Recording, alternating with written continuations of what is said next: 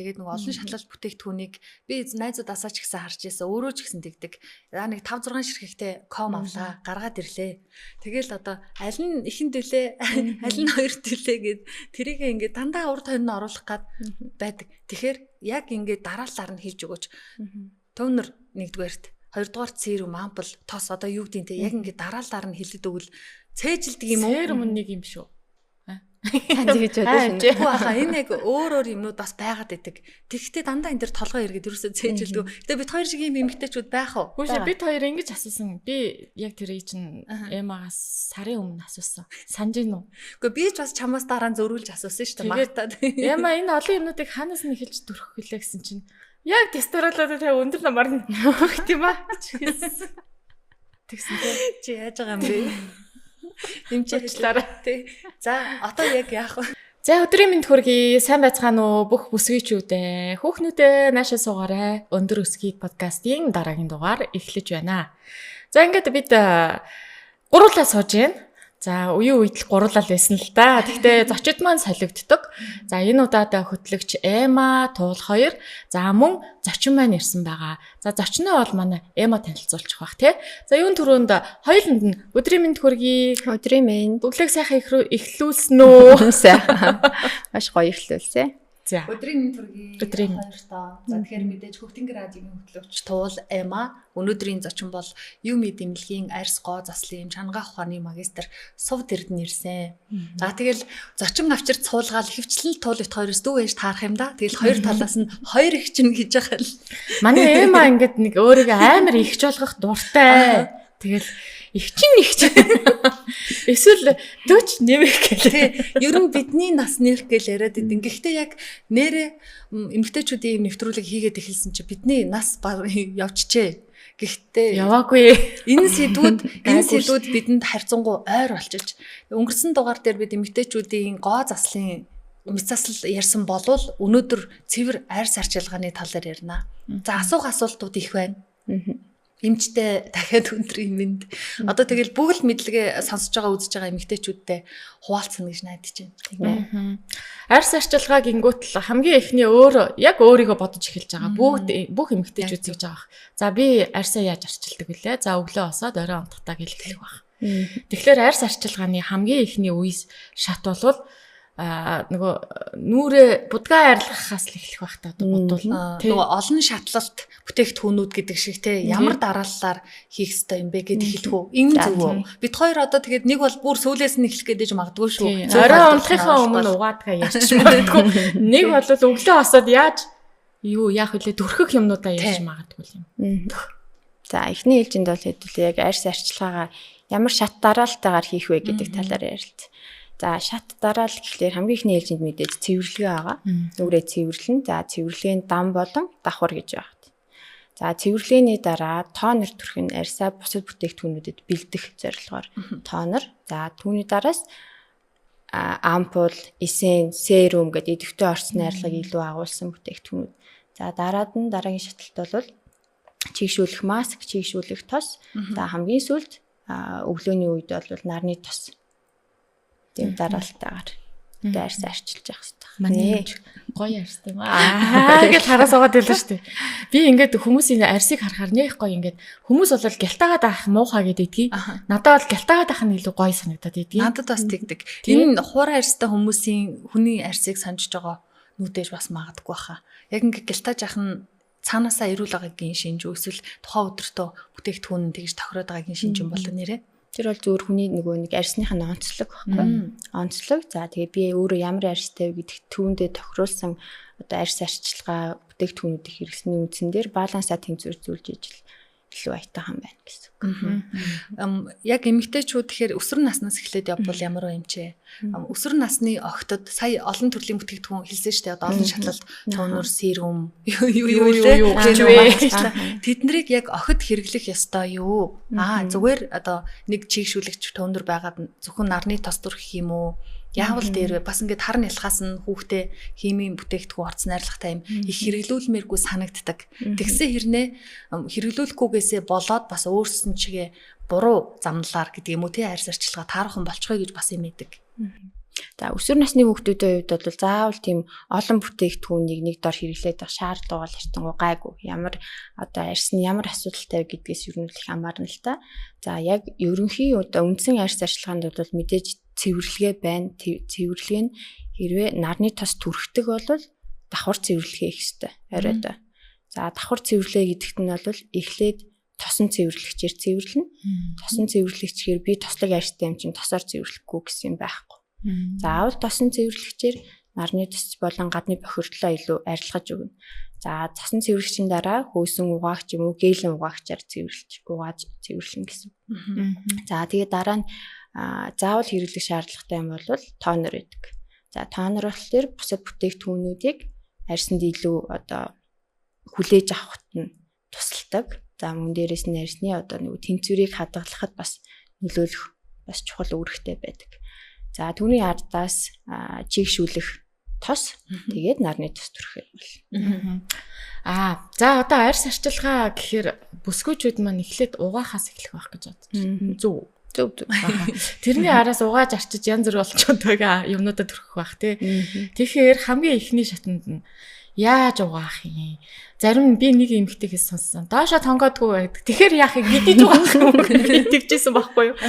Доошо тонгохоор арьс үрчидэг ч гэнэ юм ярихаар заа наа чи арай худлаа. Тэгээ би ингээ угаавал шал тэнийг болно нэстэйгээ ярьжсэн. Тэгэхээр хүүхнүүд маань бүсгүйчүүд маань арьсаа ямар усаар яаж угаах юм? Юугаар угаах юм? За тэгээ өглөө угаах уу? Эсвэл орой зүгээр ингээд нөгөө тосоор нөгөө юу гэдэг лээ? Тосон цэвэрлэгч. Тэргээр цэвэрлжээ тэгээд угаахгүй унтах юм уу? Яавал дээр үү? За эхний цэвэрлэгийн дээр бол давхар цэвэрлэгийг бол оройны арьс арчилгаанд хэрэглэнэ. За өглөөдөө бол яг арьсаа арчлаад унтаад өглөөс ирж байгаа арьсанд бол дан цэвэрлэгээл хийгээд нүр бодолттой одоо арьс арчилгааны бусад бүтээгдэхүүн шаталтаа ороод явчихна гэсэн үг. За оройн арьс арчилгаан дээр давхар цэвэрлэгээ хийгдэхээр нэгдүгээр тосон цэвэрлэгээ хэрэглэж байгаа тий. За тосон цэвэрлэгч маань гадны бохирдол болон одоо нарны тосыг хамгийн сайн задлж өгдөг гэсэн үг. За нарны тос одоо илүү задлагдчих байна гэсэн үг. Тэгэхгүй болохоор одоо тосон цэвэрлэгчийг бид нар за нүүрэндээ хангалттай хэмжээгээр массажлж түрхээд 30 секундын хугацаанд массажж түрхээд дараа нь гараа нь оргож байгаа дахиад баг зэрэг чихтэй усаар чихтэй гараараа тэр нөгөө нэг тоснуудаа буцаагаад сайн задлах хэрэгтэй байдаг. За тэр нь задрахаараа бид нарт яг ийм сүү шиг өнгөтэй цагаан болж задардаг. Тэгэж бүх эсгүүдээ задлсны дараа усаар зайлаад тэгээд энэ цэвэрлэгээ бол 1 минутын хугацаанд үргэлжилдэг. За тэрний дараагаас нүүр угаагч савн эсвэл хөөс эсвэл гээлээр угаана. Тийм заавал арьсаа угаана. Эхнийх нь бол бохирдлоо арилгасан, дараагийнх нь бол үндсэн арьсаа цэвэрлж гин гэсэн үг. Тийм за цэвэрлэг сонгохдоо бас нэг одоо маш одоо анхаарах шаардлагатай юм нь бол арьсны одоо pH баланс гэж байдаг те хүчин шүтэн тэнцвэр одоо өөрийнх нь хамгийн байх дуртай орчин гэж байдаг байхгүй арьсны өөрт нь. За хамгийн одоо тухтай гоё орчин гэж зүг pH баланс нь. За арьсанд болохоор нүүр угаагчны хувьд 5-аас 6.5 6.5-ийн хооронд байвал хамгийн тохиромжтой байдаг. Тэрнээс илүү болоод ирэхээр хуурайшуулаад байдаг. Бид наанаас нэгчнээ сайн чийгшүүлээд шингийн юм уугаа те янз янзын витамин хэрэглээд ч гэсэн их хөөсөрдөг. За pH баланс нь алдагдсан хит хөөсрөлттэй тийм бүтээгдэхүүн хэрэглээд байгаа юм бол тэгэл эмзэгшил үүсэх ингээл асуудлууд араасаа л гараад байна. Хаана тийм тэмдэглэг байд юм бэ? Энэ сайн хөөс юм гинлээ гэл ерөөсөө л худалдагчд юм уу эсвэл зарж байгаа хүний үгэнд нь тайлбарт нь итгээ шууд дээр нэг тийм үсэг харагдаад идэг одоо нэг юм санаа анзаарч байна уу? Дээр нь байдгүй байдаг. Савлгаандынхаа гадна л тэрийг анзаарах нь штэ. Яг нэр асуул их юм байна. Тэгснэ нүрээ цэвэрлээ. Олон төрлийн салфетка маскнууд байна. Одоос та худалч хүнд салфетка маск 50 холгондоо ингээд тавьчаад одоо 20-30 минут алгаад аваад би энэ нүрээ одоо угаах хэрэгтэй юм уу угаахгүй болов угаах уу болох уу гэд угааштай найз боддог. Би тэгээд заримдаа угаагаадгүй штэ. Энэ яах хэрэгтэй юм бэ? За яг тэр нөгөө нэг салфетка маск болгохынх нь арталт яг заавар нь байгаа. Яг тухайн зааврынхаа дагуу л хэрэглэн гэсэн. Зарим нь угаадаг, зарим нь угаадаггүй. Ихэнхдээ ер нь угаадаггүй л маскнууд байгаад байдаг. За тэгээд бас нэг хүүхнүүдийн нэг алдаа гэдэг юм уу? Тийм анзаарэгддэг юм нь болохоор 15-аас 20 минут тавина гэд заавар дээр нь бичсэн баг чинь 30-40 минут би удаан тавиул илүү гоё чийгш юм байна гэж боддог. Илүү удаан хугацаагаар тавьдаг. Тэр нь болохоор эргээгээд биднэрт одоо чийгшүүлэх маск маань биднэрт чийг одоо арьсанд илүү шингээж өгөх үүрэгтэй байгаа шүү дээ. Хугацаа нь ингээ уртцаад 30-40 минут болоод ирэхээр салфетик маань өөрөө нөгөө өгсөн чигээ буцаад өөртөө сороод авчихна гэсэн. Тэгэхээр ямар ч үйлчлэгээгүй, ямар ч үр дүнгүй л юм болно. Шуналтаж болохгүй нэ шүү дээ. Яа, би бол шуналтдаг хүн. Илүү тавьчвал илүү л гоё болно доо гэж байгаад байсан. Бараг заримдаа нэг удаа 50-80 минут болцсон. Тэр бол 30 минутах байсан. Аха. Тэгвэл буцаагаад чигээ сороод авчдаг байх нь шүү дээ. Тийм нь шүү дээ. Тийм байна. Тийм. За. Тэгээ бас нэг юм. Маск тавьчаад хүмүүс ингэдэг өглөө биш оройн арьс зарчилгаанд нүрээ уваагаад шууд маск тавиал тэгээ болоо. Бус нэт. Юу байгаа? Хайцсан. Бусдад доорлоо шат. Өөр би юм уу? Тэгээ нөгөө тонер монер эссенс месенс те чигшүүлэх юмнууд тос мос нь яасан ба. Масканда найдаад. Тийм. Үгүй яг үнэндээ би бол залхуурдаг. Яа тэгэл за тэр олон юмнууд төрөхээр ядраад нэг маск тавиал баг тэрийг ингэж тогцоод унтаад тэгэл. За одоос та гоё болсон байгаа. Ядчил маск тавьчвал нэг сайхан чигшил аваад хончих бах гэж боддог. Би бас залхуурдаг байсан юм а. 20 хэд настай байхдаа 30 хэд настай байхдаа тэгээд одоо болохоор үнэхээр залхуурыг гэж бодсон ч гэсэн нүүр маань өөдөөс баг ярьж гин болохгүй. Ингээд ах юм бол энэ байтугай болно шүү гэ. Тэгээд нэг 3 сарын эхээс эхлээд 5 сарын сүүл үдий цаг хүртэл нүүр үнэхээр арга авахгүй болох юм. Энэ үед нөгөө нэмэлт бүтээгдэхүүн эсвэл нэг айтаахан мэддэг салон байвал мэддэг гэдэг учир бас байна. Хаа хамаагүй газар орчхоор юуг нь мэддэхгүй юм хийлгэж байгаа. Одоо итгэдэггүй. Тэгээд яг зүгээр л гэртээ байгаа салфетик маск юм уу гэдэг тиймэрхүү юм эмгтээчүүдийн эргэлзээ бас байгаад байдаг. Энэ нэмэлт арчилгаа гэвэл софтайм чи ямар арчилгаа зөвлөх үү? Яг л одоо нөгөө арьс хураашаал яах вэ? Нэмэлт арчилгаа хэр мэдээж нөгөө нэг шатлалуудынхаа дагуу гэхдээ нэмэлтээр одоо зөвхөн маск тавиад байх биш. Тэгээ одоо эссенс, серум, ампул гэл тэр болгон чинь нэг зөндөө олон нэршилтэй байгаа шүү дээ. Тэгтээ үндсэн юм нь болохоор үндсэн одоо эмчилгээний чийгшүүлэх юм уу, өрөвсөл намдаах юм уу тэр гол найрлага нь илүү их хэмжээгээр орсон бүтээгдэхүүнүүд байгаад идэг. За тэдгээрээс хамгийн таны ярьсанд хамгийн гол чухал шаардлагатай найрлага нь юу юм бэ гэдгийг одоо эмчээс юу нь зөвлөгөө аваад хэрэглэх нь зүгээр гэсэн үг. Өнөөдрийн дугаар цэвэр арьс арчилгаа. Тэгээд нэг олон шатлалт бүтээгдэхүүнийг би найзуудаасаа ч гэсэн харж байсан. Өөрөө ч гэсэн тэгдэг. Нэг 5-6 ширхэгтэй ком авлаа, гаргаад ирлээ. Тэгэл одоо аль нь ихэнд төлөө, аль нь хоёрт төлөө гэд тэрийг ингээд дандаа урд хойно оруулах гад байдаг. Тэгэхээр яг ингээд дараалалаар нь хэлж өгөөч. Төвнөр нэгдүгээрт, хоёрдугаарт серум, ампул, тос одоо юу гэдэг нь яг ингээд дараалалаар нь хэлээд өгвөл цээжилдэг юм уу? Серум нэг юм шүү. Тэгж бодож байна. Энэ яг өөр юмнууд бас байгаад байдаг. Тэгэхдээ дандаа энэ төр толгой эргээд ерөөсөө цээжилдэг. Тэгээ бид хоёр шиг юм эмгтээчүүд байх уу? Үгүй бид хоёр ингэж асуусан. Би яг тэр чинь Эмагаас сарын өмнө асуусан. Санаж гин үү? Үгүй би ч бас чамаас дараа зөрүүлж асуусан шүү дээ. Магтаад. Яма энэ олон юмнуудыг ханаас нь эхэлж төрөх гэлээ гэсэн чинь яг тестороолоо та өндөр намаар өгөх юм аа гэж хэлсэн. Тэгсэн чи яаж байгаа юм бэ? Дэмжлээрээ тий. За одоо яг яах вэ? Та яаж төрөхтэй? За би эхлээд нүрээ нөгөө хөөсөн цэвэрлэгчээр угаадаг. Оройд олвол за өглөөгөө төрөхөө ярьж байгаа тий. Өглөө би тон руу төрөхдөг. Тэгээд надад байгаа нь штэ тийм ээ серум байгаа. Чигшүүлэх тос байгаа, нарны тос байгаа. Ингэж төрөхдөг. Дундаас нь тэр ампул одоо юу ч гээд байгаа энэ бол ингээд төрхөөгүй байгаа. Яг одоо ийм байдлаар. Энэ дараалалаар. За одоо туул яа дээ. Би яг ижилхэн. Гэтэ би серум төрүүлждэг санагдаад байна. Альныхаа тонерынхаа урдталт юм. Тий. Тонер. Серум. Тэгээд тонер. Тэгээд нар тос, нарны тос. Тэгээд нарны тос. Тэгээд крем. Гэл яваад. За. Туулагчийн хол нэг алдаатай явж байна. Серум уу? Тий. Буруу юу? Хүүт. Ингэж л таараа. Би яг тэрэн тэгж төрхөд. Одоо ярьс арчилгаан дээр болохоор эхлээд ер нь бол хамгийн энгийн ойлгох юм нь бол шингэнээсээ өтгөн рүү бүтцтэй. Нөгөө шингэнээс нам биш ах нь шүү дээ. Намаас өнөөсөө өтгөн рүү. Одоо харахад мэддэхгүй бол ингэж эргүүлж тайруулаа тий дусаагаад үзэн хамгийн шингэнийг нь хамгийн эхлээд төрхөн. Тэгээд арьсандаа шингэснийхэн дараа дахиад дараагийн арай нэг жоохон том ойлгохгүйтэй. Дараа нь арайгийн том. Тэгэхгүй бол шууд одоо тосоо түрхтэй ч юм уу шууд серумаа түрхэх юм бол нөгөө нөхс үнэд чинь бөглөрөөд дараагийн бүтээгдэхүүн хүлээж авч чадахгүй болчихно. Тэгвэл би тастаа нэр амар худлаа түрхсэн биз дээ. Удаж байгаа одоо ингэж түрхээд. Тэгэхээр одоо үйлчилгээ өгөөгүй байсан биз дээ. Тийм тэгэл нөхс бөглөөл тэр тоонор бол ямар ч хэрэггүй л гэсэн үг.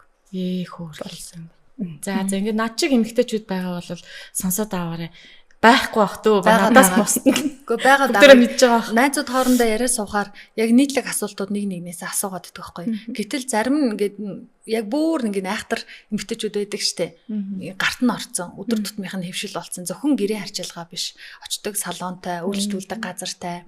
Одоо нөгөө арьсандаа тарьдаг, гэрэлтүүлдэг, чийгшүүлдэг, тэр болгоны хийлэгдэг гэд тийм эмэгтэйчүүдэд бол яагаад одоо ингээд энэ болгоныг мтээгүй явж идэм бол гэж бодож л байгаа. Гэхдээ мэдгүй байгаа мянган эмэгтэйчүүд байгаа болохоор энэ тухай илүү яриад байгаа. За бас нэг сонирхол татж байгаа сэдв. За яг энэ цэвэрлэгийн дотроо нүрээ тосоод угаачхаад гар нүрийн альчуураар арчхаар ингээд хэцүү санагдаад байдаг. Тэгээд арчихгүй ингээ хатаахаар ч бас энэ ээжүүд чинь тэгээл хатаахтаа л явж идэг зам бас байхгүй шүү дээ. Энэ хажуугаар нь юм хийх байдаг. Энийг яаж хийдт юм бэ? Альчууранд одоо нэм бактери наалтсан судалгаанууд олон байдаг тий. Хамгийн сүүлд би нэг мэдээ уншсан. Хаттад бол энэ нүүр гарны альчуур ер нь бүсгүүчүүд нь хэрэглэхэ болж байгаа гэж. Яасан гэсэн үний юм худлаа мэдэхгүй шүү. Зүгээр миний уншсан мэдээгээр бол хамгийн их чийгшилтэй орчин бол нүүр гарны альчуур байдаг. Тэгээд тэрэн дээр хин бэ гэхээр чи өөрөө биш хажуу талын чинь гэр бүлийн гишүүд арчдаг. Коронавигийн үеэс эхлээд энэ болсон гэж байна. Ягаад тэгэхээр нэм бактери үрждэг газар чийгшилтэй газар тэгээд тэргээрээ нэг нэгэндээ дамжуулаад ингээ арчаа явчихд юм байна. Тэгээд нянтай юмаа буцаагаад арчаад идэх юм байна. Тэгээ энийг болж байгаа гэсэн юм мэдээ сонссон. Одоо эмч маань хэлэх байна. Харин яг ямар процесс тэнд явагдаад байна. Одоо ер нь бол би одоо эмнэлэг дээр ирж байгаа бүх хүмүүстэй л одоо 90 тойрныхаа бүх хүмүүстэй нүүр гарны альчуураас татгалзахыг бол зөвлөдөг.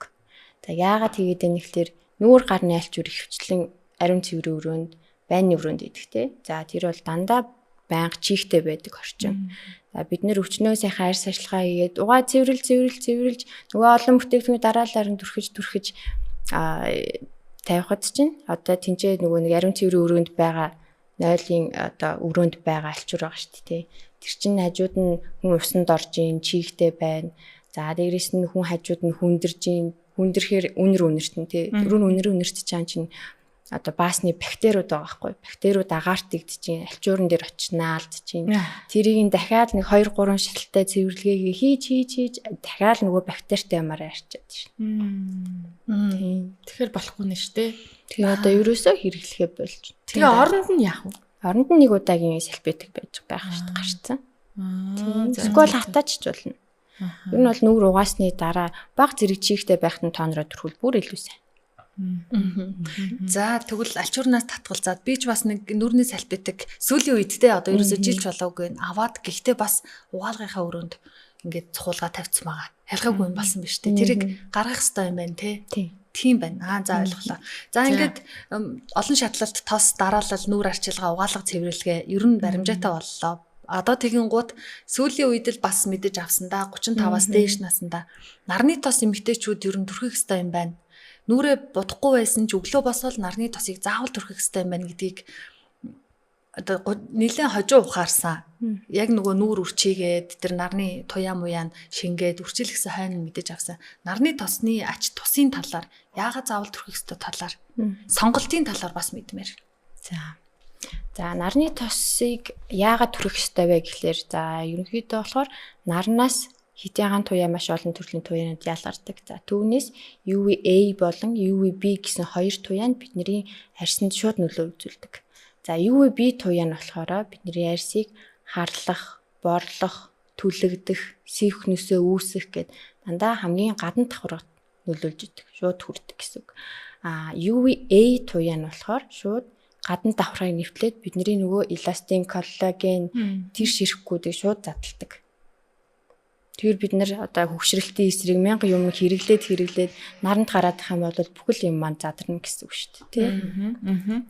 Тийм учраас нарны тосоо заавал одоо түрхэж хамгаалах хэрэгтэй. Заавал түрхэх. Нас хамаагүй.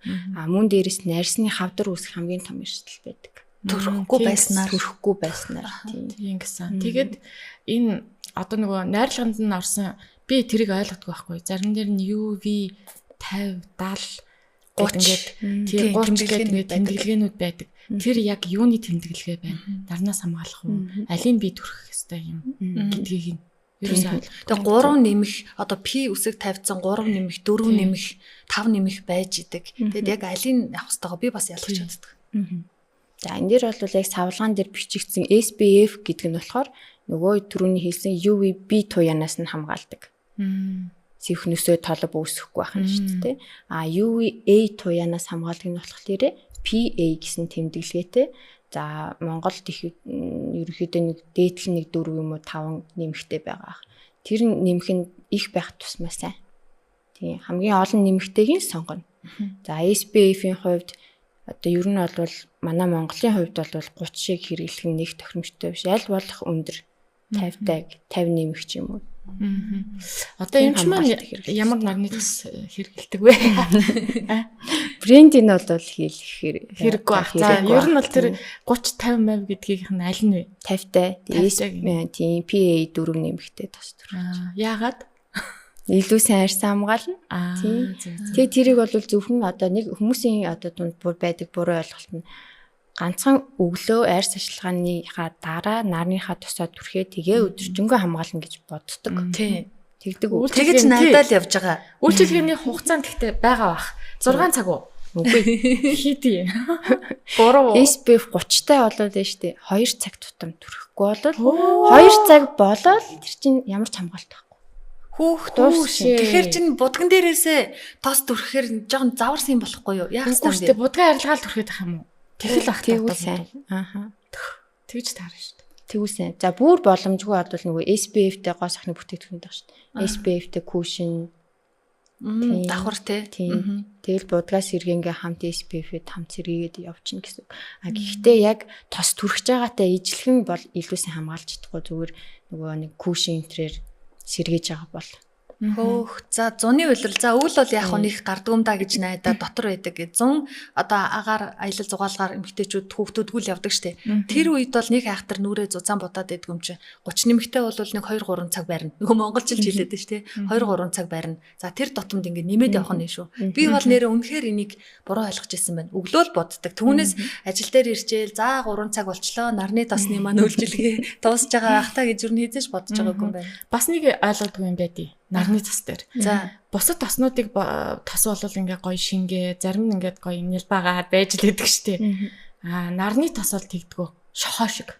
Айгуу сонир. Зарим нь тэгээд идэг ш тэ. Тэр одоо ямар очир байна? Цайрдаг тоснууд. Тий нэг сонир шохоо шиг байгаад идэв. Надад нэг 2 3 тос байсан. Одоо сүүл түрхэж байгаа нь арай гайгүй. Тэрний өмнөх 2 тос хоёулаа шохоо түрхээд байна. Нөө яагаад вэ?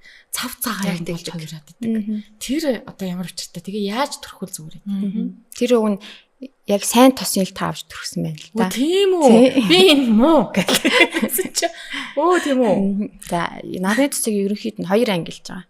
Химийн, физикийн гэдэг. За физикийн нарны тос гэхлээр нарнаас яаж хамгаалдаг механизм нь юу вэ гэхлээр түрхэн гут гадна одоо нүрийн арьсны гадна бүрхүүл үүсгэждэг. Тэр бүрхүүл үүсчээр нар одоо тусан гутал тэрийг ойлгодог. Хитяан туяаг нь гадагш нь буцаагаад ойлгочдөг.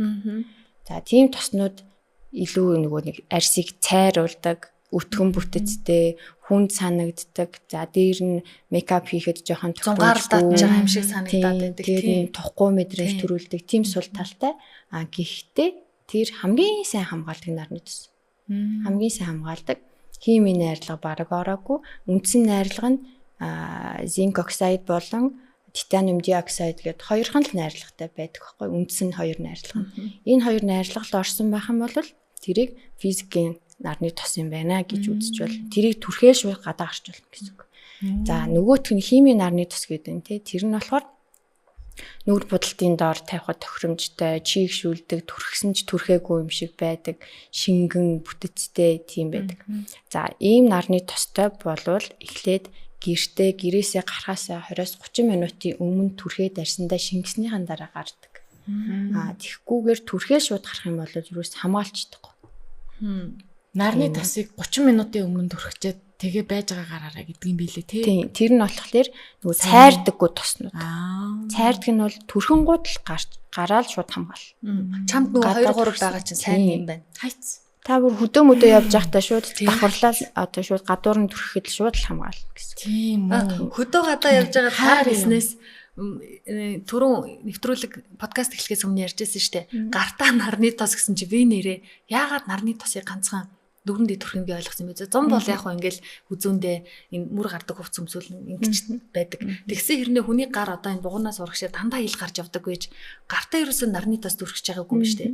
Гарын тос нүүрний тос гэж өөр байдаг шиг гарын нарны тос нүүрний нарны тос гэж байх уу? Гар ер нь төрхийг шаардлага байна уу ер нь явж.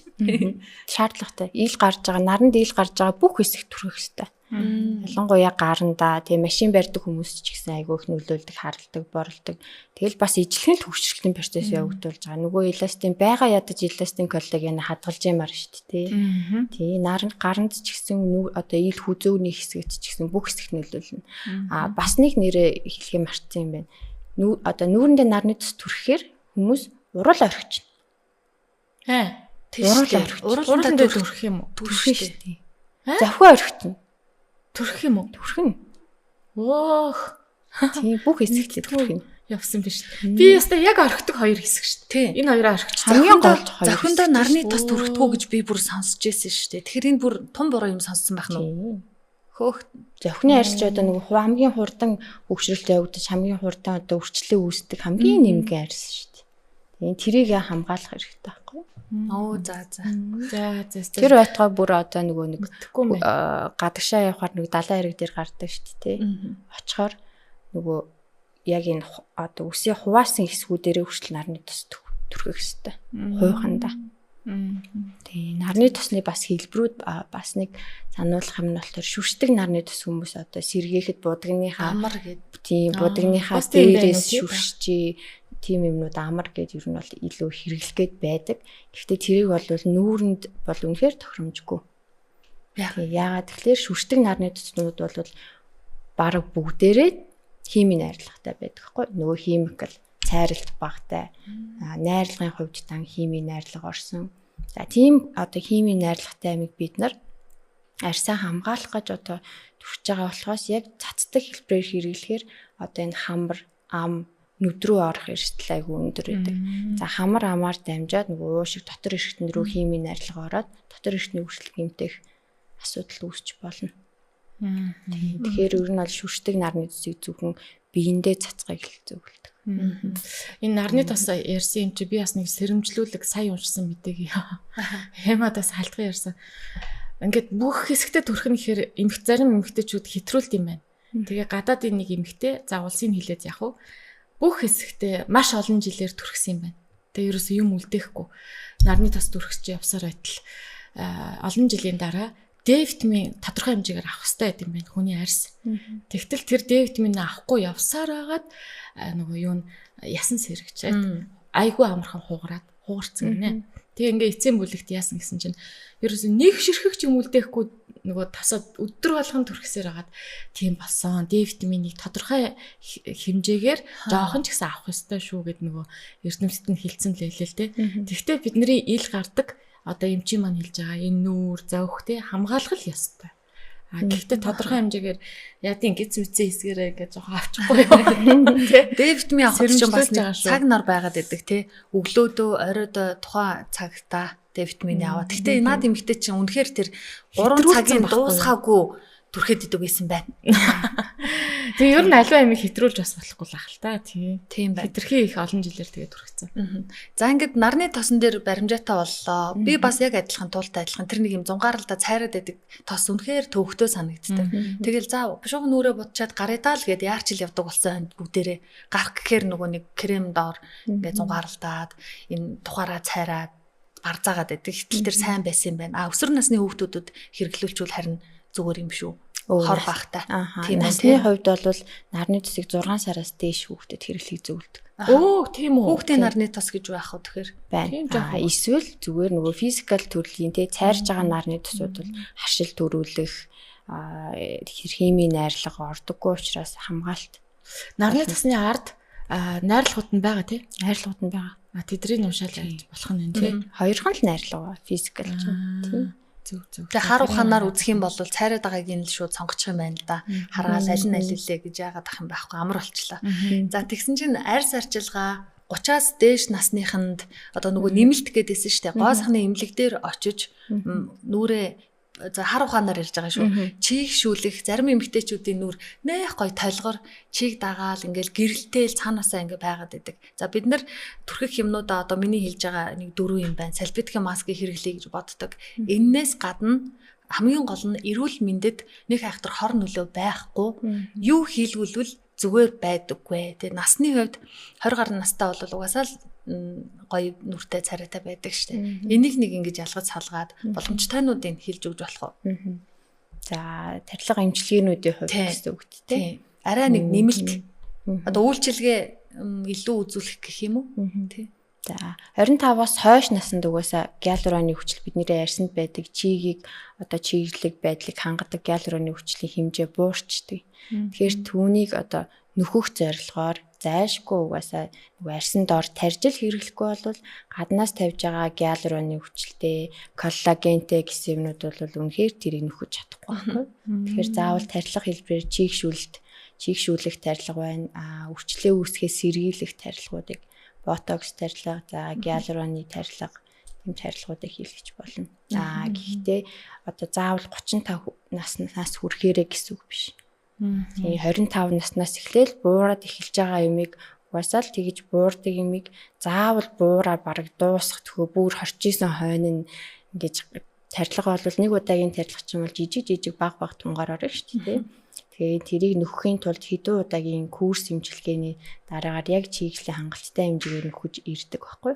Тэгэхээр тийм учраас ер нь залуу одоо анзаараад тахад ер нь залуу охтууд юм хийлэхээр жоох юм бэж юу хийлэгдэн. Одоо нүүрэ амаараа тоглох нь уу гэдэг юм уу тиймэрхүү юмуд их анзаарагдаад байдаг. Тэгэхээр угаасаа багасж байгаа юмыг баг үе дээр нь багаар жоохон одоо засаад нөхөөд явчих юм бол цаашдаа гарах үр дагавар нь бага байхгүй. Ботоксын талаар би ам дамжижл бас сонсч байсан. Мэргэжлийн үнээс яг ингэж асууж байгаа. Үрчийдэг хэсгээрээ ботокс тариулна гэдэг чинь булчингийн нэг талаараа ажилуулахгүй болгоод байгаа хэрэгээ. Тийм учраас дахин 6 сар тутам ч юм уу 5 сар тутам тариулаад ахаар булчингийн саажилттай ч үлээ бүр ингэж тийм болчихно гэдэг. Энэ ер нь цаагаараа яг ямар үйлчилгээ үзүүлээд үрчихгүй байгаад идэх юм бол. За ботокс тарилга болохоор ботулиниум токсин A гэдэг A хорог гэж одоо дэрлэгддэг л дээ. Найрлага нь. За энэ яаж үйлчилж байгаа юм гэхээр одоо булчин хөдлөгдөг. За хүс ялгаралтыг зохицуулдаг тийм мэдрэлийн ширхэг байдаг. За тэр мэдрэлийн ширхэг дээр хориг үсгчдэг байхгүй. Тэгэхээр чи булчингаа хөдөлгөө хөмсгөө зангидаа гэдэг одоо дохиог өгж яхад тэр сигналыг зөвхөн тарьсны хэсгүүдэд тэр сигнал дамжихгүй л гэсэн үг.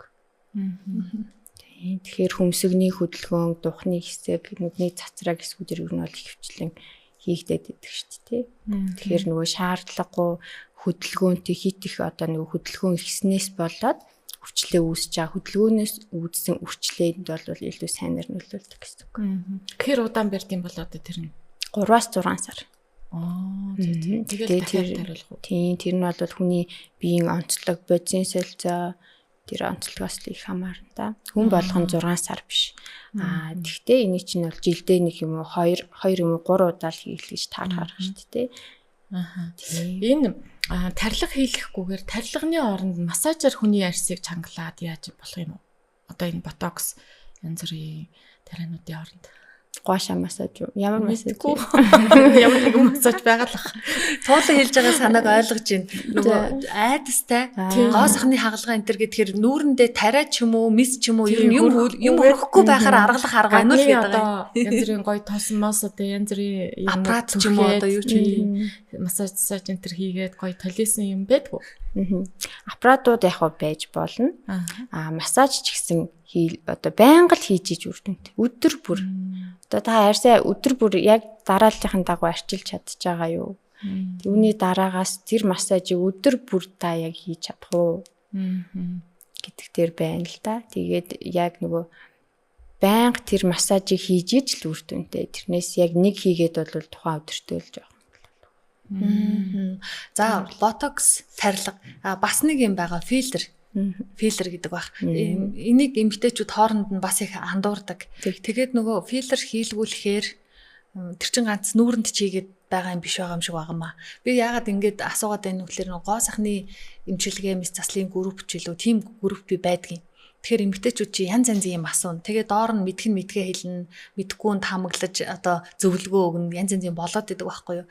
Тэгэхээр филлер гэдэг нь ямар ботоксоос юугаар ялгаатай вэ? Тэгээ ямар хүн хийлгэх ёстой юм бэ? Бас л бидний хамгийн түрүүнд юм хийлгэе гэж бодохоор бид ямар хор нөлөө үзүүлэх вэ гэж боддог. Ер нь хортой юу? Филлер ч юм бол зорилго нь бол дүүргэх зорилготой байхгүй.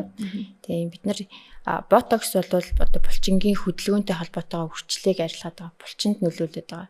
За мөн хөлрөлтүүдэд бас нөлөөлөд байгаа байхгүй. Филлер тарилга бол хаана хонхоосон байна.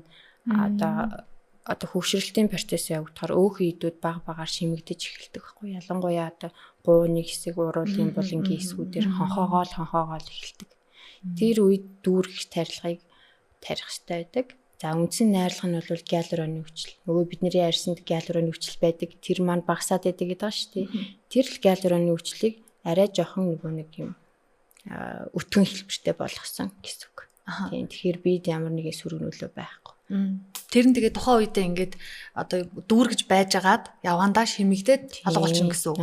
Тэгэхээр нэг тодорхой хугацааны дараа алга болоод хуучин юмдээ орчин. Тийм гэсэн. Нэг хэсэг л ингэж арсыг тэнэлгэж байгаа ч юм уу арга хэмжээ авч байгаа үзэгдэлт гэж ойлгож болох нь байна тий.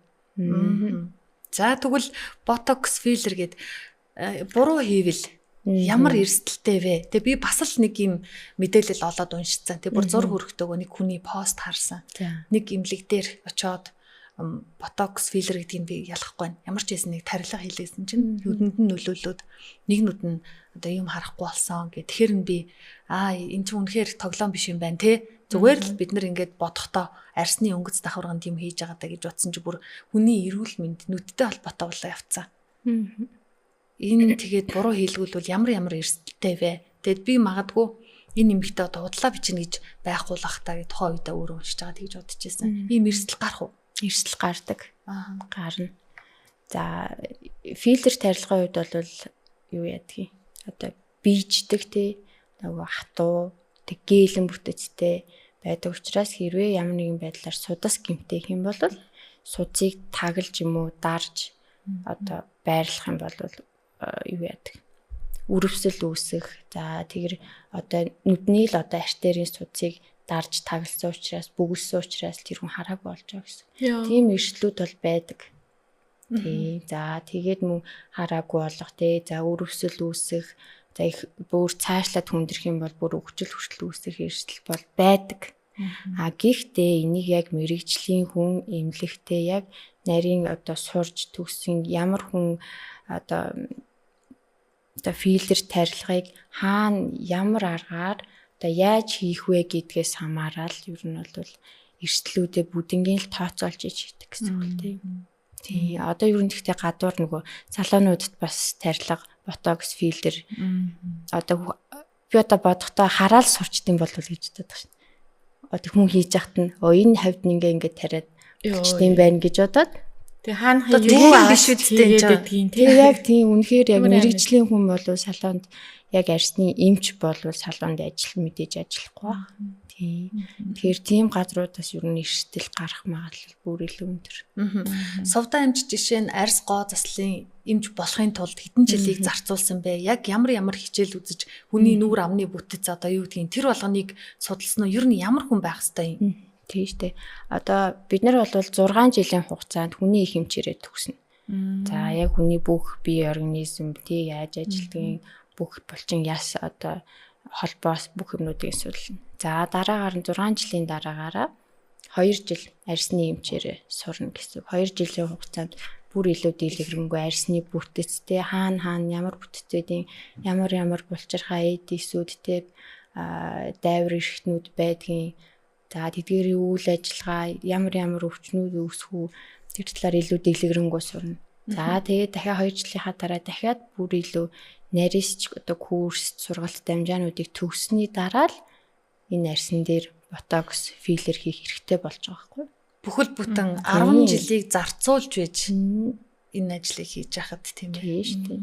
Тэгэхээр бас л айхтар шүү. Ингээ бодохоор л өстой сонголтыг зөв хийх хэрэгтэй. Одоо ингээд энэ бүх мис заслуудыг хийлэхгүй явсаар агаад би одоо хийлэхгүй гэл ингээл гүрийгээл явсаар агаад 50%-аас өнгөрөөд ингээ хэрвээ хийлгүүл оройтно гэж байдгүй. Ер нь хүний ийм мистслийн аргаар ингэж гоо сайхнаа аврах нь оройтд юм уу? Эсвэл эртэн дээр байдаг юм уу? Одоо нэгэнтээ оройтцсан таны юу чинь аврал байхгүй, арга авахгүй гэх юм уу? Яа гэм бол гооцлын одоо аргууд бол харьцангуй зөөлөн аргууд байхгүй. Гооцлын тарилгууд бол арьсных нь гүндэн чигийг нөхөх, арьсных нь эсийг нь илүү залуужуулах, арьсыг нь одоо эсийг нь нөхөн төлжүүлэх, сайжруулах энэ чиглэл рүүгээ л жоохон зөөлөн аргаар үзэж байгаа гэсэн үг. Тэгээд хэрвээ одоо нөгөө ямар ч одоо арчилгаа, тордлогоо хийхгүй, за дээрэс нь одоо эмчилгээ хийлэхгүй байжгаад бүр нөгөө нэг сулраад бүр амар суларсан бол тэнд ботокс тарилга хийгээд утсаар өргөж татаад үр дүн гарахгүй. Тэгэхээр шууд мис засал руу л явна гэсэн үг. Хожигдож болохгүй. Тийм байна. Гэтэ хүн болгон л хөгшөрөх нь тодорхой. Хүн болгон л арьсан сулрах нь тодорхой. Би физиологийн онцлог гос шалтгаалаа яг зарим нэг нь гайгүй байх. Тэгэхээр анхаарах зүйл нь бол анханаас нь арчлаад явах хэрэгтэй юм байна. Тэгээ оройтх юм бол бүр оройтх юм бол яах нь мистэслэж хараад тийм л аргууд байх нь. Эсвэл тэгэл бүр хөвшөрсөн жигээрэл тэгэл үеийнх насаа тасарсан тий байглаараа. Одоо тэгтээ хүмүүс нөгөө нэг ерөн тойрны ер нь бол бүхэл хүмүүс өөртөө аюу арчаатай болсон учраас хүмүүсээс ингэж хойно байгаа юм шиг одоо үеийнхэнтэйгээ уулзаж, найзуудтайгаа уулзахад хүртэл ганцаар амар хөвшин одоо тий бүр амар хөвшлээ сууж мууцсан бусд нь гайг байх ч юм өөрөө амар хөвшөрсөн ч юм уу. Тийм байвал сэтгэл зүйн хувьд ер нь бол амар хэцүү байдаг. Одоо та нар ингээд харахаар мэрэгжлийн хүний үднээс за энэ нэг тэд орчим насны хүн гэхдээ энэ хүн арьсаа арчилдаггүй байгаад тэд юм шиг харагдчихээн гэж мэдхүү. Ер нь бол яг орж ирэхээр нь ер нь насын нас уу. Гэхдээ хүмүүс яг настайх жоох нөгөө нэг амар биш байсан. Тий. Зарим нь болохоор залуухан настай ирнэ амар их хурцлээдсэн, суларцсан, асуудал бүр амар ихтэй болсон байна. Тэгэн гол 20 эд настай хүүхэд байгаа байхгүй юу? Тий, нэлээ хурцсан. Хурцлын бүр гүн болж болсон байна. Зарим нь арьсан чанга баг зэрэг гуу муу өссөн ч юм уу тиймэрхүү байгаа хэрнээ 50% хүрсэн ч юм уу байна. Энэ хүний бие онцлогтой холбоотой байх та. Бие онцлог, арчилгаа тийм. Би бас нэг юм сонирхол татаад Монгол эмэгтэйчүүдийн нийтлэг нэг юм одоо юу гэдгийг юм нүүрэндээ ямар нэг юм хийлгэснэ ингэ нуудаг, нуух хандлагатай байдаг. Одоо зүгээр нэг ботокс, филлер за эсвэл бүр ингээд арьс үнэхээр хуурашаад болохгүй байна. Гой гэрэлтсэн царай дээр коллаген гэдэг юм уу тийм тариа хийлэгдсэн гэдгээ ингээд нуудаг. Эсвэл ингээд нэг давхраа хийлгсэн гэдгээ нуудаг. Эсвэл тийм юм хийлэх гэж байгаа гэдгээ нуудаг. Ийм хандлага байгаад байна уу? Яагаад тэгдэг гэж боддог вэ? Яста өдөр тутам харж байгаа бах та. Тэгээ ер нь хүмүүс өөрөөрөө л одоо ингээд гоё залуухан хിവэрэ байгаа юм шиг байх дуртайхгүй юу? Тэгэхээр одоо би удаа уулзаагүй найзуудтайгаа уулзах чинь би одоо юм одоо үрчлээдсэн тэг хөвшөрсөн байдалтай ерөөсөө уулзмааргүй байна. Тэгэл одоо мэдээж одоо уулзалтынхаа өмнө нь эмчилгээнд ороод ангийнхантайгаа найзуудтайгаа уулзлаа хэдэн олон жилийн дараа уулзлаа гэхэд тэр найзуудаа би ийм хийлгээд ийм болоод ирсэн гэж бол хэцээч хэлэхгүй шүү дээ. Зүгээр байгаагаараа тий төрөлхийнхаа юмыг ингээд тодтгоол одоо ирүүл гоё залуугаараа байгаа юм шиг л харагдах хүсэлтэй байдаг. Тэгсэн хэрнээ гоё харагдмаар байдаг. Тэгсэн хэрнээ юм хийлгсэн гэдгээ нуужмаар байдаг. Тий одоо 10 жилээ төгссөний 20 жилийн уулзалт 25 жилийн уулзалт гэж 100 болдог штэ. Энэ бүр яг бодит жишээнүүдэд их олон харж байгаа. Эмэгтэйчүүд нүүрэндээ за мис засал байя гэж бодоход 25 жилийн уулзалтаар бол одоо тодорхой штэ. 40 жилийн гарсан хүмүүс уулзалтж байгаа 50 шахацсан. Тэр үед маргааш манах гоо сайхан юу ангийн уулзалттай юм а ч юм уу нилээн тулгуу ухаарад байдаг шалгалтын 7 хоног гэдэг шиг энэ цаг хугацаа ер нь эдгэрэлт нэг юм дүрм журм байгаа да. Тийм байгаа. Яг тэгдэг. Одоо тэдэн жилийн маргааш болох чинь. Одоо маргааш миний төрсөн өдөр болох гээд бид одоо гадагшаа явах гэдэг ч гэдэм. Тэгэхээр ямар ч үйлчлэгээ хийх одоо боломж хомс болчихж байгаа байхгүй. Жишээлх юм бол ботокс тарилга гэхэд чинь тарьснаас хойш 3-4 хоногийн дараагаас үйлчлэгээ нь мэдэгдэж эхэлдэг байхгүй юу? Эхэлнэ. За тэгээд тэр хугацаанд гам дэглэн барина. Тийм халуун сав массажинд орохгүй алкогол хэрэглэхгүй гэдэг чи юм баяр наадам. Тийм шүү дээ. Тийм. За ботокс тийм ээ. Филлер гэхлээр бас филлер тарилгын дараа яг аль хэсэг таана хийгдсэн бэ гэдгээс хамаарат хөхрөлт үүсэх ч юм уу, хавдах ч юм уу тийм эрсдлүүд бол байдаг байхгүй. За тэднэр нь 3-5 хоногтой эргээд хэвэн байдалд ордог. Дасан зохицдог гэсэн. Тэгэхээр дасан зохицох хугацаа шаардагддаг юмыг маргааш өнөөдөр хийлгээд маргааш өмнөд явна гэсэн юм бол аюултай. Манай энэ 40 нэмэх насныхан одоо ингээ хэрвээ гоо сайхны энэ ботокс хийлгэх ч юм уу, арьсаа ингээ чангаруулах гээд тарилга хийлгүүлэх гээд ч юм уу, эсвэл массаж ч юм уу, за аль нэг ингээд орохын тулд манай Монгол улс эрсдэс уур амьсгалтай аль үлээр нь илүү зүгээр байдгүй.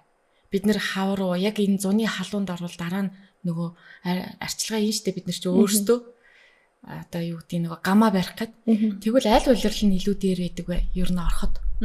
Гоосгоны хагалгаа басгааж байна. Тий. Ботокс энтер гээд тарилга. Үүдний үйлрэл хагалгаа хийлгэх сайн гээд яг чинь толгойд суудсан байт. Тийм үү. Надад бол 100 эвгүй юм шиг санагдаад байна. Халуунд 100 муу өвөл сайн гэж ойлгоод идэг гэж хүмүүс ойлгоо. Хар ханаар л бодож байгаа бид нэр. Тэр нь бол буруу. Өө тийм үү. Тий. За ялангуяа одоо нүүрний тарилга тийм мисийн бус гооцлын үйлчлэгээний хувьд бол уйлдрал юусаа хамааралгүй.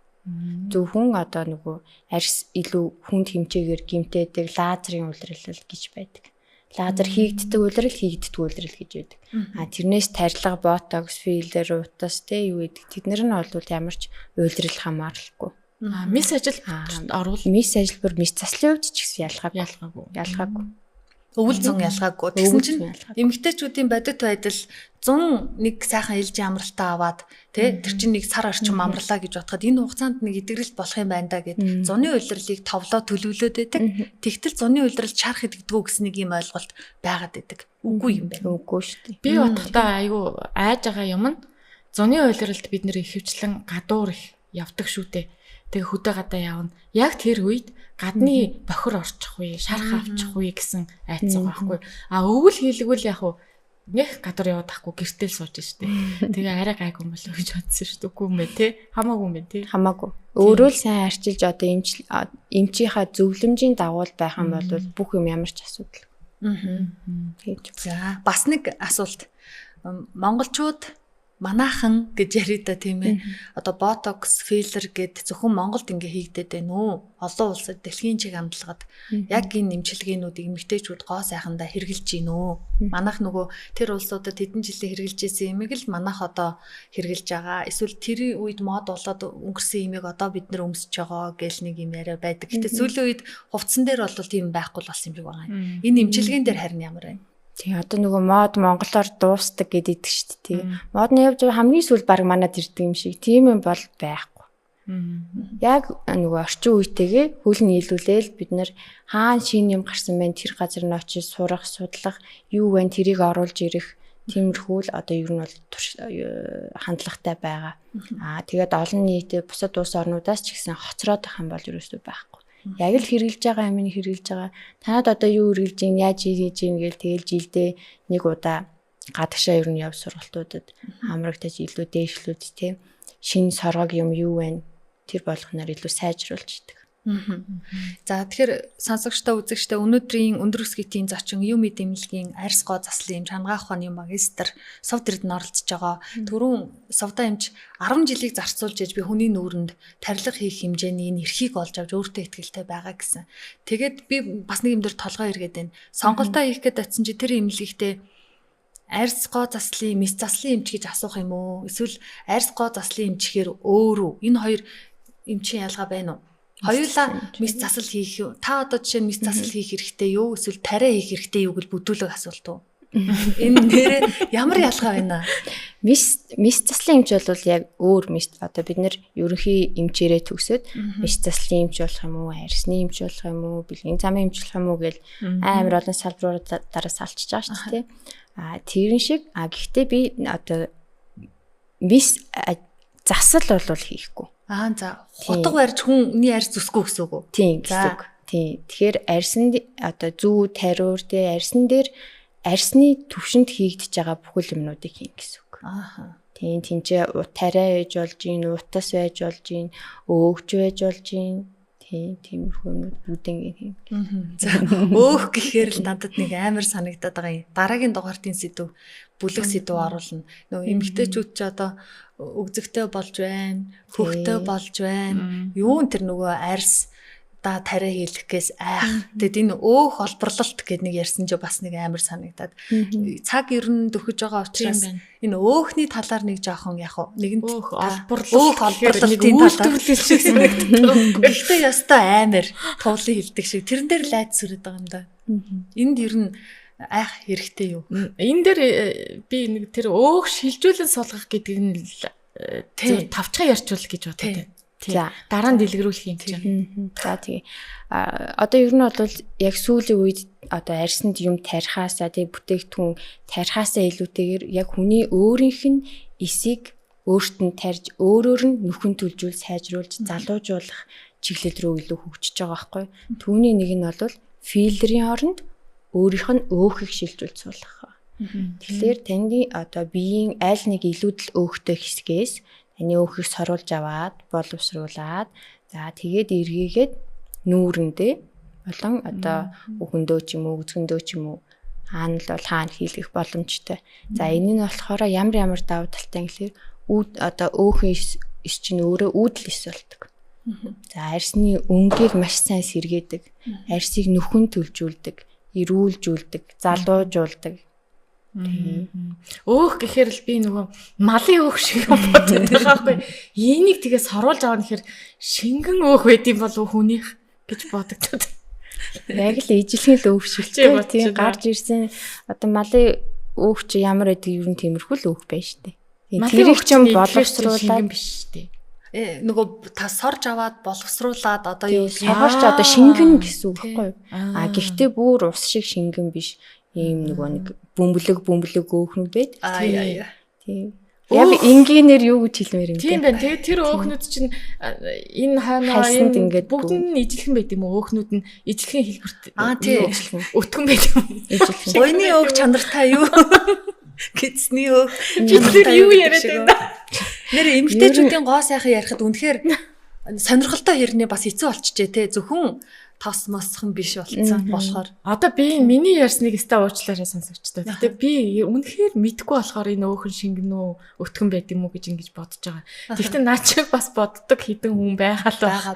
Тэгэд сонирхол асуучлаа сая бол өстө тань мэдгүй асуулт байсан шүү. Тийм өөх байх уу? Аль өөхөн чанартай гэсэн. Туулын асуултад хариултыг би авчих гад бас мэдгүй байгаа. Ер нь хөвлийн урд хэсгээс л илүү авдаг.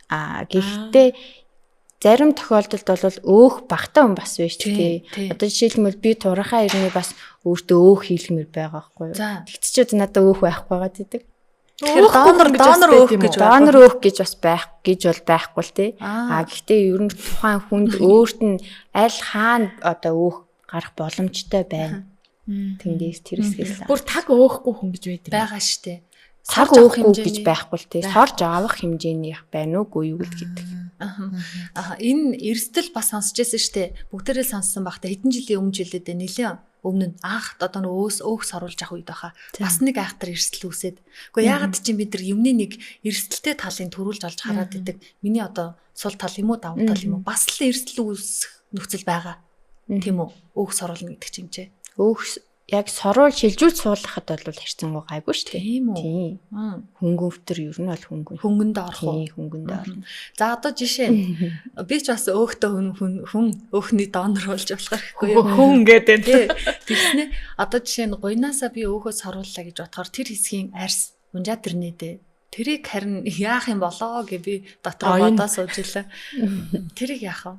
Ер нь бол яг өөх соруулсан хэсгийг жигд л одоо бусад хэсэгтээ жигд болгож л аавна гэсэн байна. Тэрнээс нэг хэсгийг өмцөм аваад хонхоолгоол тийм юм байхгүй. Тэгээд нэг одоо хөвлөнөөс авна, гуйнаас авна тухайн хэсгийг яг жигд одоо хэмжээний өөхөө соруулж аваад тухайн хэсгээ тодорхой хэмжээнд сойлт юм уу чанга одоо болтоор боодог гэсэн. Тэгээд буцаа нааддаг. Наадаж эдгэртэл нь хүлээдэг гэсэн. Эдгэртэл ингээ болттойгоо байна гэсэн.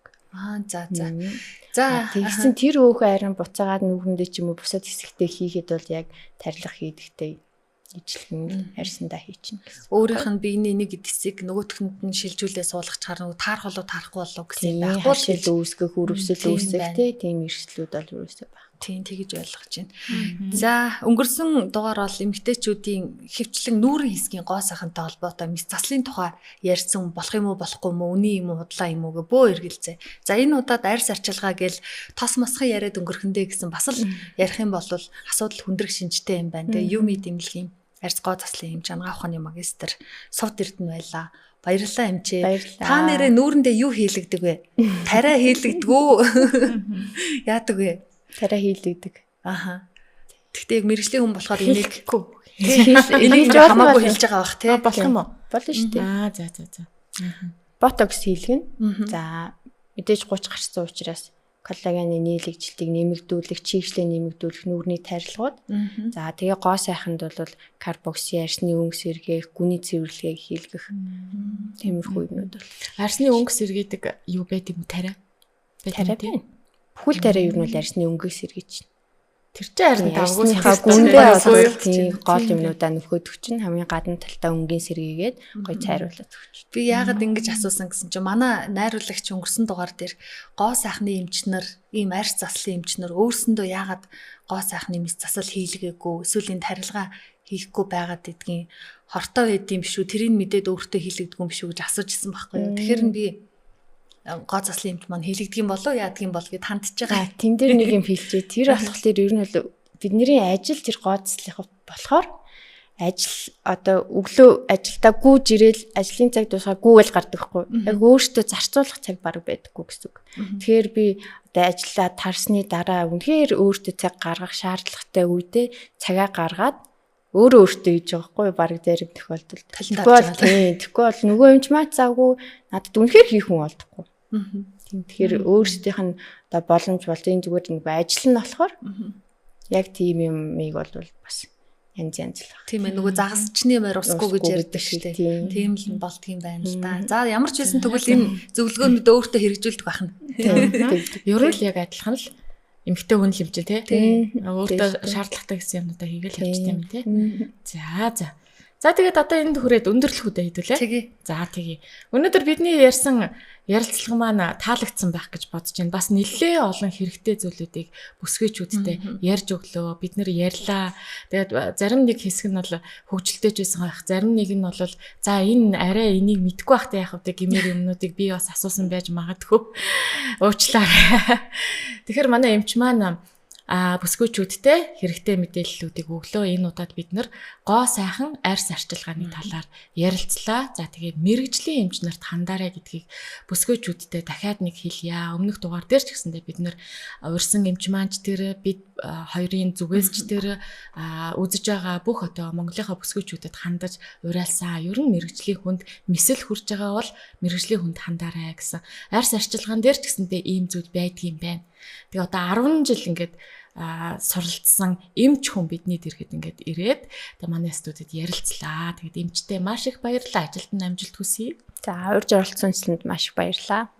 За баярлалаа. Яма бид хоёр ч гэсэндээ нэг арьсандаа нэг жоохон ч гэсэн арчилгаа хийж нөгөө нэмэлт одоо юу гэдэг нь мэдлэг олж авлаа. Тэгээд юугийн серумын төрүүлэхгүй юм байна гэдгийг би мэдээд авлаа. Энэ бүлэг сэдвүүд надад бас таалагдчихэна. Нөгөө ийш тийшээгээ өсчээд байхгүй. За ойлгомжтой. Ямар ч л байсан шингэнээсээ эхлээд өтгөнлүүг нь арьсандаа төрөх юм байна.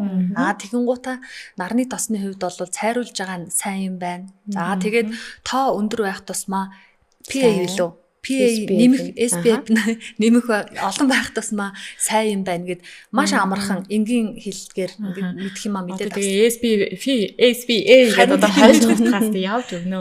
За тэгээд энэ 7 хоногийнхоо дугаараа энд хүрээд өндөрлөж байна. За эх 7 хоног бишээ энэ 7 хоногийн сүүлээр одоо бүсгүүчүүд маань охтуудаа бишээ одоо би охинтой болохоор хүүхдүүд нь баярлуулах гээд явах бах. Тэгээд хүүхдийн баярын мэндийг урьдчилаад хүргэе. Тэгээд гой будаад, гой цэвэрхэн гой арстай. Тэгээд хүүхдүүдэд баярлуулаарай.